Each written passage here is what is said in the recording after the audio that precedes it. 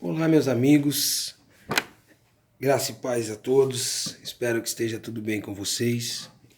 Hoje nós vamos dar continuidade às meditações no livro do profeta Daniel. O tema da nossa meditação de hoje será o conflito na corte.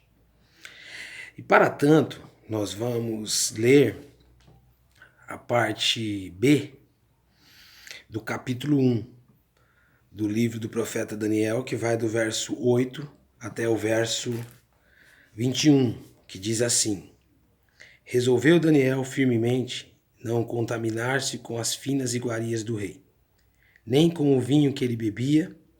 Então pediu ao chefe dos eunucos que lhe permitisse não contaminar-se.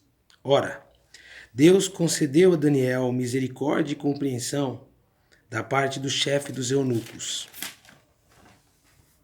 Disse o chefe dos eunucos a Daniel: Tenho medo do meu senhor, o rei, que determinou a vossa comida e a vossa bebida.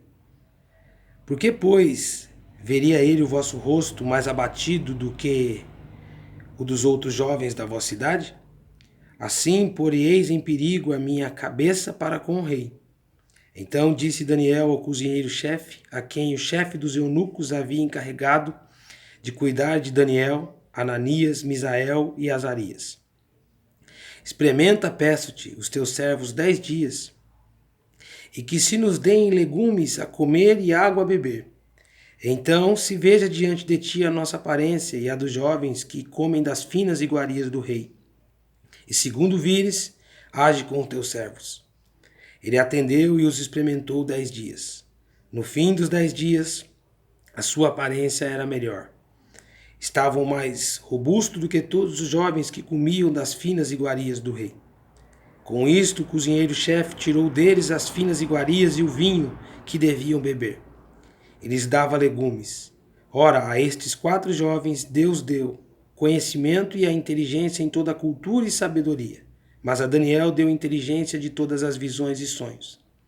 Vencido o tempo determinado pelo rei para que os trouxessem, o chefe dos eunucos trouxe à presença de Nabucodonosor.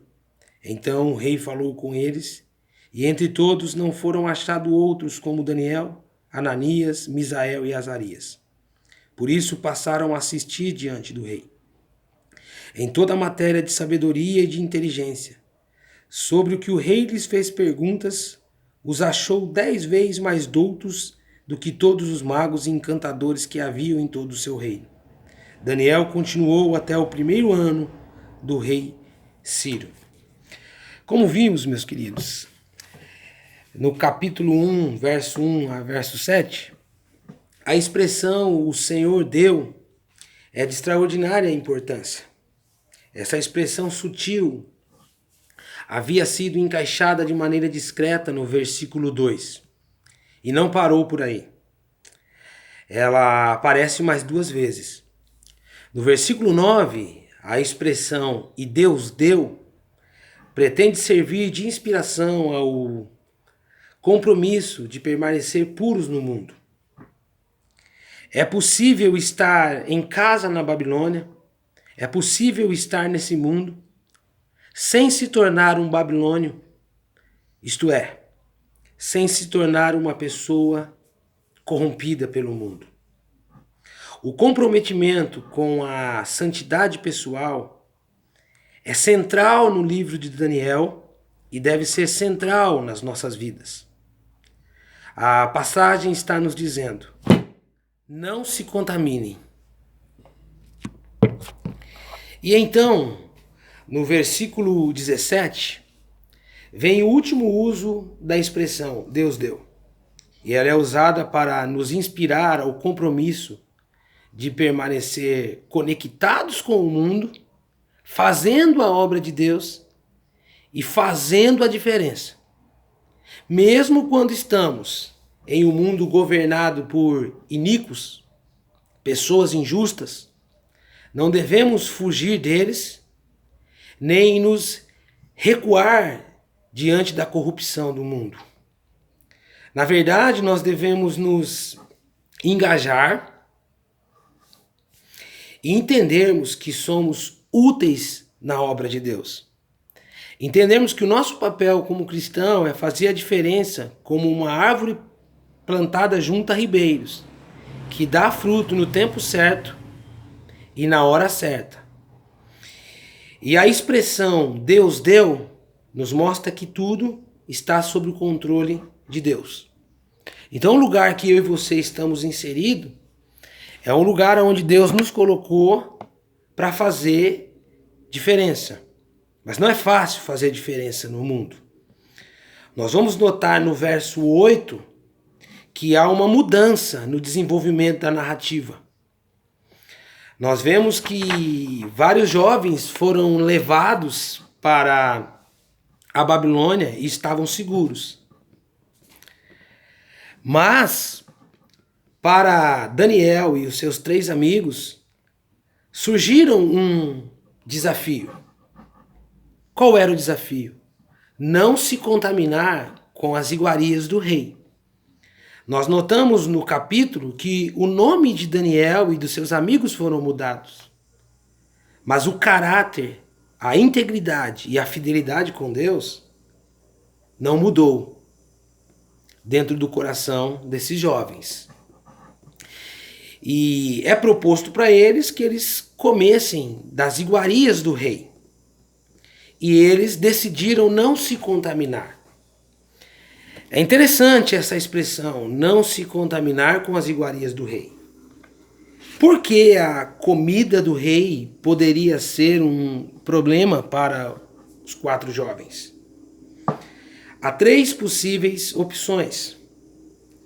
A primeira é a forma mais simplista de entender que a postura deles ela está de acordo com a pureza cerimonial do livro de Levíticos, que determinava que não deveriam comer qualquer tipo de comida, ou seja, animais impuros, peixes de couro, porque esses tipos de animais eles comiam de tudo e acabavam contaminando o corpo. Então, uma primeira opção seria porque os 3 jovens entendiam e respeitavam a lei levítica. A segunda opção é o uso da comida. A comida do rei ela poderia ter sido tirada de sacrifícios a deuses babilônicos. E nesse caso, o problema não seria as exigências alimentares levíticas, mas antes, as proibições de se contaminarem com coisas oferecidas a ídolos. E a terceira opção, também cabível, talvez fosse a questão de quem era a comida. Compartilhar uma refeição significava estar unido em comunhão e comungar com um rei pagão que oferecia essa comida. Então Daniel e seus amigos não queriam se contaminar e se comprometer, abrindo mão da sua pureza e da sua santidade. De qualquer maneira, está claro que, embora a mudança de nome fosse tolerável para eles, ceder à exigência de comer a comida do rei teria privado Daniel e seus amigos de seu relacionamento com Deus de uma maneira que o agradasse. Mas o que mais nos chama a atenção é que esses jovens, eles são determinados. Parece-nos que nada mudaria a intenção do coração deles de continuarem puros. Por que Daniel e seus amigos têm essa postura? Acredito eu que a resposta está na formação que Daniel e seus amigos tiveram. Eles cresceram na corte do Reino do Sul, em Judá. Cresceram à sombra de um rei contemporâneo deles, que era o rei Josias. Um rei que fez grandes reformas. Um rei que tinha como alta prioridade a palavra de Deus, os mandamentos de Deus e obedecer a palavra de Deus. Uma pergunta surge para nós hoje. Que tipo de cristão nós somos? Quais são as nossas bases? O que determina a nossa vida? O que determina as atitudes que tomamos? Ao olharmos para a vida de Daniel e a vida de seus amigos, nós aprendemos que o alicerce que deve nortear as nossas atitudes em um mundo perdido deve ser as Sagradas Escrituras. O que determina as nossas atitudes é quem nós somos. E quem nós somos deve ser norteado pela palavra do Senhor.